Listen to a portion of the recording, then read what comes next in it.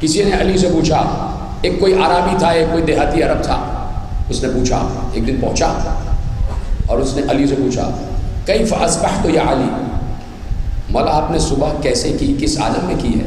صبح صبح علی کے چہرے انور کی زیارت کر کے پوچھتا ہے کیف اصبحت یا علی، مولا آپ نے یہ صبح کیسے کی، کس عالم میں کی؟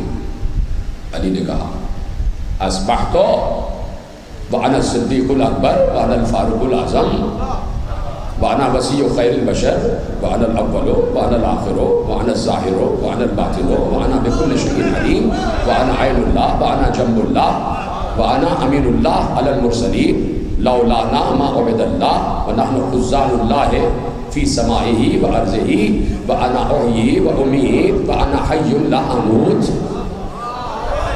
کہ میں نے ایسے صبح کی ہے، میں نے ایسے صبح کی ہے کہ میں ہی صدیق اکبر ہوں، میں ہی فاروق اعظم ہوں، میں ہی وسیع خیر البشر ہوں، میں ہی اول ہوں، میں ہی آخر ہوں، میں ہی ظاہر ہوں، میں ہی باطن ہوں، میں ہی ہر شے کا علم رکھتا ہوں، میں ہی اللہ کی آنکھ ہوں، میں ہی اللہ کا پہلو ہوں۔ ہم نہ ہوتے تو اللہ کی عبادت نہ ہوتی، ہمارے ہی پاس اس کے سارے خزانے موجود ہیں۔ میں وہ ہوں جو مارتا بھی ہوں، میں وہ ہوں جو زندہ بھی کرتا ہوں، اور میں وہ ہوں جسے کبھی موت نہیں آ سکتی۔ علی کہہ رہے، علی نے کہا ایسے صبح کی ہے میں نے کہ میں اپنے کو ایسے جانتا ہوں کہ میں ہوں کون۔ مطلب سوال کا مطلب یہی تھا نا کہ یا علی آپ کیا ہیں، اس صبح جو آپ نے صبح کی ہے تو آپ کس کیفیت میں؟ کہ میں ہی اول، میں ہی آخر، میں ہی ظاہر، میں ہی باطن، میں ہی بکل شیء علیم، میں ہی اللہ کی آنکھ، میں ہی جنب اللہ۔ یہ علی نے اپنے کو جنب اللہ کیوں کہا؟ اللہ کا پہلو۔ ابھی تو مجھے اس کی وضاحت کرنی ہے نا، اس لیے کہ علی نے، یہ روایت یہاں ختم نہیں ہوئی ہے، روایت آگے بڑھے گی۔ اگر میں یہی رک جاؤں گا تو یہ خیانت ہو جائے گی، ابھی روایت آگے بڑھے گی۔ علی نے اس سب کی تشریح کی ہے، لیکن میں ایک لفظ کہتا ہوں کہ علی نے اپنے کو جنب اللہ کیوں کہا؟ علی نے کہا کہ کیا تم نے آیت نہیں پڑھی ان تقول نفس یا حسرت علی ما فرطت فی جنب اللہ؟ کیا تم نے قرآن کی آیت نہیں پڑھی؟ اللہ کہہ رہا ہے کہ ایک شخص ہوگا جو پچھتا پچھتا کر کہہ رہا ہوگا اے کاش میں نے جنب اللہ کے حق میں تقصیر نہ کی ہوتی، میں نے جنب اللہ کے حق کو گھٹایا نہ ہوتا۔ تو علی کہتے ہیں من فرط فی فقد فرط فی اللہ، جس نے میرے حق کو گھٹایا اس نے اللہ کے حق کو گھٹایا۔ اب یہ جنب اللہ علی کہہ کیوں رہے، اس کی بھی ایک وجہ ہے، اور وجہ کیا ہے کہ جب عیسائیوں سے گفتگو ہو رہی تھی پیغمبر کی، جب پیغمبر کی عیسائیوں سے گفتگو ہو رہی تھی تو پیغمبر نے کہا تم عیسیٰ کو اللہ کا بیٹا کیوں مانتے ہو، اس کی وجہ کیا ہے؟ کہا اس لیے کہ ہم عیسیٰ کو پکارتے ہیں اپنی ہر مصیبت میں، ہر پریشانی میں، کہ عیسیٰ اللہ کے بہت قریب ہے، جو اللہ کے قریب ہوتا ہے ہم اس کو اس لیے پکار رہے ہیں، عیسیٰ اللہ کے قریب ہے اس لیے عیسیٰ کے ذریعے سے ہم اللہ کو پکار رہے ہیں۔ اسی وقت آیت نازل ہوئی اولئک الذین یدعون یبتغون الی ربہم الوسیلہ ایہم اقرب، سورہ بنی اسرائیل کی آیت نازل ہو گئی۔ اے نبی یہ جو لوگ کہہ رہے ہیں نا کہ ہم عیسیٰ کو اس لیے پکارتے ہیں کہ وہ رب کے قریب ہے، تو یہ جو کہہ رہے ہیں کہ ہم عیسیٰ کو پکارتے ہیں کہ وہ رب کے قریب ہے، ان سے کہہ دو کہ جس عیسیٰ کو یہ پکارتے ہیں وہ عیسیٰ بھی مجھے پکارنے کے لیے کسی کا وسیلہ اختیار کرتا ہے۔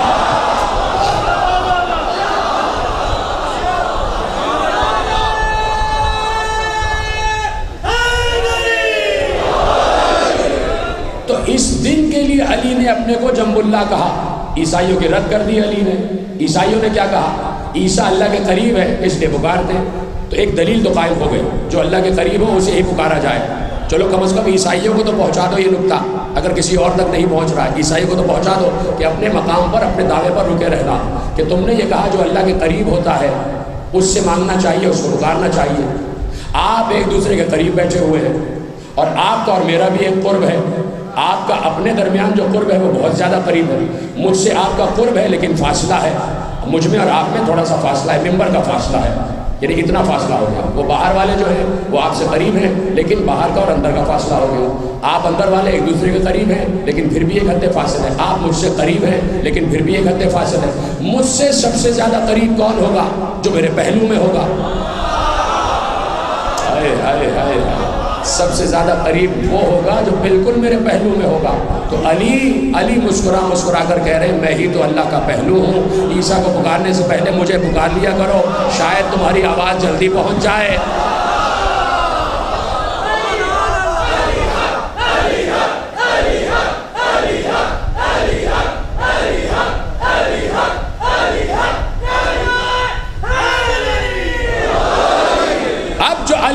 تھا کہ انا الاول وانا الآخر وانا الظاہر وانا الباطن وانا بكل شيء علیم وانا عین اللہ وانا جنب اللہ لولا انا ما عبد اللہ وانا احیی وامیت وانا حی لا اموت. یہ جو علی نے کہا لکھا یہ ہے کہ فتعجب الاعرابی، جس نے سوال کیا تھا وہ حیران ہو گیا، اس کی آنکھیں پھٹ گئیں. وہ علی کو پھٹی آنکھوں سے دیکھنے لگا کہ علی یہ کیا کہہ رہے ہیں، علی یہ کیا کہہ رہے ہیں. پھٹی آنکھوں سے دیکھنے لگا. علی کہہ رہے اول آخر ظاہر باطن بکل شیء علیم. علی کہہ رہے میں ہی مارتا ہوں، میں ہی جلاتا ہوں، میں ہوں جو کبھی نہیں مروں گا. آنکھیں پھٹ گئی اس کی. علی نے اس کی حیرت کو دیکھا. علی کو معلوم تھا اس سے برداشت نہیں ہو رہا. علی کو معلوم تھا اس سے برداشت نہیں ہو رہا. علی نے فوراً کہا کیوں پریشان ہو رہا ہے؟ یہ جو میں نے کہا کہ انا الاول تو سن، سب سے پہلے جو رسول پر ایمان لایا وہ اول میں ہی ہوں. سن تو میں نے کہا انا الآخر، تو رسول اللہ کے ساتھ آخر تک جو رہے گا وہ میں ہوں، اس لیے میں انا الآخر ہوں. کہ انا الظاہر، جو میں نے کہا انا الظاہر، اس کا مطلب یہ ہے کہ جو کچھ رسول پر ظاہر ہوا وہ سب کا سب مجھ پر ظاہر ہے. اور جو میں نے کہا انا الباطن، تو سنو اسلام اور قرآن میں جو کچھ بھی اس کے باطن میں ہے اس باطن کو جاننے والا علی ہے. انا بکل شیء علیم، جو میں نے کہا اس کا مطلب یہ ہے جو کچھ بھی اللہ نے رسول کو علم دیا وہ سب کا سب میرے پاس موجود ہے. انا عین اللہ، انا عین اللہ کا مطلب یہ ہے کہ اللہ نے مجھے دنیا میں مومن اور کافر کو پہچاننے والی آنکھ بنایا ہے. کیسا سمجھاتے ہیں علی؟ کیسا سمجھاتے ہیں؟ جملہ دینا ہے مجھے، جملہ روکا ہوا ہے میں نے. ابھی تو سامنے ایک بدو بیٹھا ہے نا، ایک دیہاتی، جس کی کیا بات سمجھ میں آئے گی؟ اس کے ذہن کے مطابق علی اسے سمجھا رہے ہیں. کہنا جنب اللہ کی میں نے تشریح کر دی. کہ سن جو میں نے کہا نا انا احیی و امیت، کہ میں ہی مارتا ہوں، میں ہی زندہ کرتا ہوں، میں ہی زندہ کرتا ہوں، میں ہی مارتا ہوں. تو سنو میں سنت رسول کو زندہ کرنے والا ہوں. اور یہ جو میں نے کہا میں ہی مارتا ہوں تو میں ہی بدعتوں کو مارنے والا ہوں. بدعتوں کو مارنے والا بھی میں. اور یہ جو میں نے کہا انا حی لا اموت، میں ایسا زندہ ہوں جسے کبھی موت نہیں آئے گی. تو سنو کیا تم نے قرآن میں یہ آیت نہیں پڑھی جس میں اللہ کہہ رہا ہے کہ جو ہماری راہ میں قتل کر دیے جائے انہیں مردہ نہ سمجھنا.